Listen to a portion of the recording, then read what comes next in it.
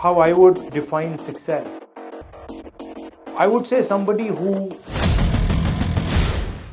Sir, what is your vision about the research capabilities, especially in a research institute, considering there is a cut down in research fund and increase the taxation on equipment, sir? Put as much money you want in R&D. If you're not actually producing the thing, it'll just be a budget. So the problem is, we don't respect labor. We respect conceptual work. So I think one of the things that I want to push is moving more into the physical production space. Namaskar, sir.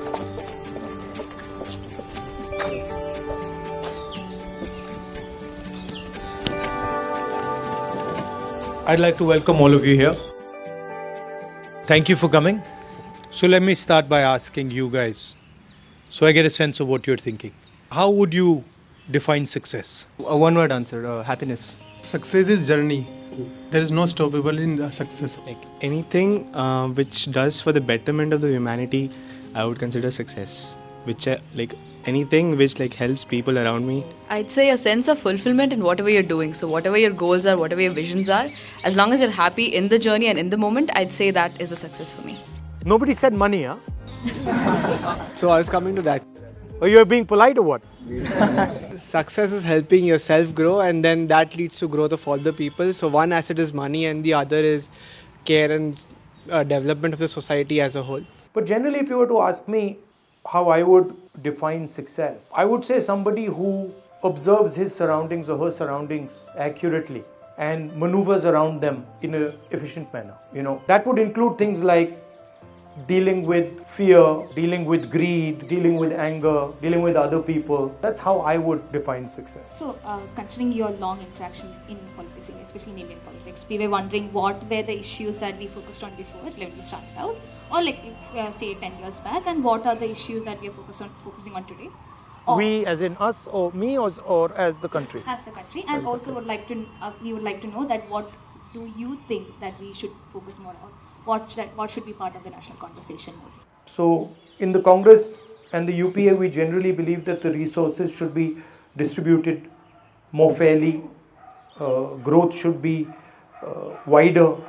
In the BJP, they are more aggressive on growth, and they tend to believe that you can focus resources. They believe on what is, in economic terms, called trickle down.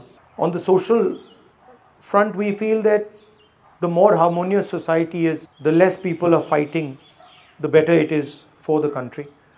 That would be, on the sort of social side. On the international relations front, probably be some differences with regards to the way we relate to other countries, but broadly it will be similar. Hello, sir. My name is Swapnanil. In the state of global unrest, what is your vision of what India's role should be when it comes to treading the line of non-alignment while at the same time promoting democracy overseas? So the single most important thing going forward is how India navigates this conflict between China and America. And really, between the Americans and the Chinese, one key question is what is going to happen to India. This gives India a couple of things. In a situation where the two superpowers are going head to head, we have a balancing equation. We have a balancing ability, right? So we can say that we are either your friend or your friend, and we want this from you and we want that from you. So India is in a space where it can get quite a lot more than its power would give it. And so if India intelligently walks through this thing without getting stuck or without making a major mistake, then we might benefit from it. Namaskar, sir. Sir, your father, Honorable Sri Rahul Gandhi, founded Jawaharlal Nehru Vidyalaya, a pioneering step towards quality education for CBSE, especially in rural India. Recently, according to UDAIS 2021 data, the net enrollment ratio for secondary and higher secondary education is around 53% and 35%. Additionally, our quality is not up to the required global standard. So what are your policies and what is Congress Party's vision to increase the enrollment rate and quality as well as accessibility to everyone for education? I feel that a country needs to guarantee quality education to its people. And I don't think that the best way to guarantee quality education to our people is to privatize everything. Because frankly, when you bring the sort of financial incentive into the game, you don't actually give a quality education. I mean, I've said this many times, the best institutions in our country are government institutions, yours being one of them, right? And so I argue for much more money being spent in education by governments. I also have serious problems with the way our education system is set up.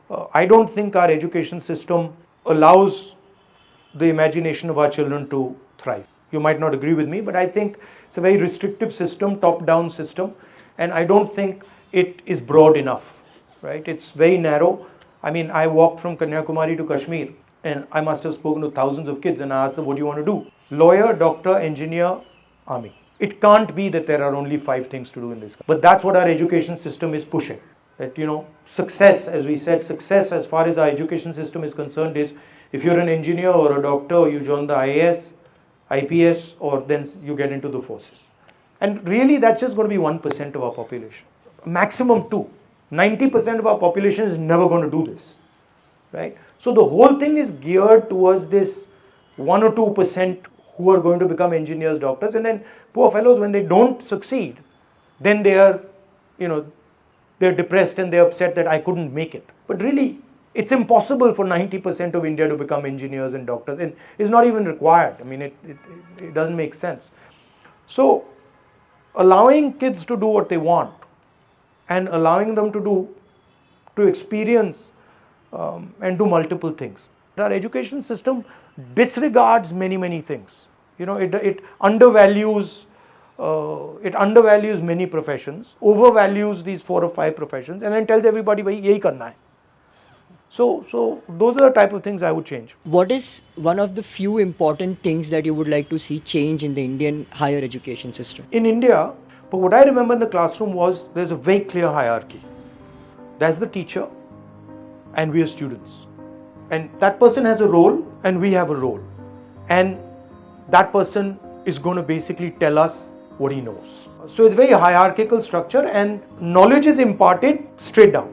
And sometimes if the student says, I don't agree or I don't understand, the teacher will be like, listen, keep quiet. And if you do that too many times, he'll put you at the back of the class and he'll like his 5-7 so-called, call them toppers or sidekicks or whatever, who will repeat what he says, right? The strength of the American system, which is that they will allow you to express yourself, they will allow you to engage with them, and they will broaden your vision. But where they completely fail and they're not interested at all is in the internal system. So they are very interested in what is outside you, the road, the tree, the animals, everything outside. But inside, they're zero. Literally, they don't even have a concept of it. Whereas in India, we might not be so good at the outside, but we are pretty good, especially our traditional systems are pretty good at introspection, looking inside, self-observation, right? And then we have certain basic principles here, ahimsa, truth, etc., that are very powerful but are not in our education system. Namaste sir, my name is Aman Modda. Sir, what is your vision about the research capabilities, especially in a research institute, considering there is a cut down in research fund and increase in the research consumable and in equipment, sir? In my view, innovation will come broadly from the act of production. The problem is that we are not actually producing. The innovation emerges from the act of production. Okay? So that's one problem. The second problem in India is that we don't respect labor. So we don't actually respect the act of production. We respect conceptual work. Our society doesn't respect that physical work done by hand. And so we don't fund that work done by hand. We're not actually respecting the skill. And we're not giving money to the skill. But innovation comes from the skill. Innovation doesn't come from the sky. If you start respecting the carpenter, you start respecting the cook, you start respecting the shoemaker, you start respecting the mechanic, then you will start putting money into his business. And the moment you put money into his business, you'll get innovation. So I think one of the things that I want to push is moving more into the physical production space. So to me, really innovation comes from that space. Put as much money you want in R&D. If you're not actually producing the thing, it'll just be a budget. Thank you for coming.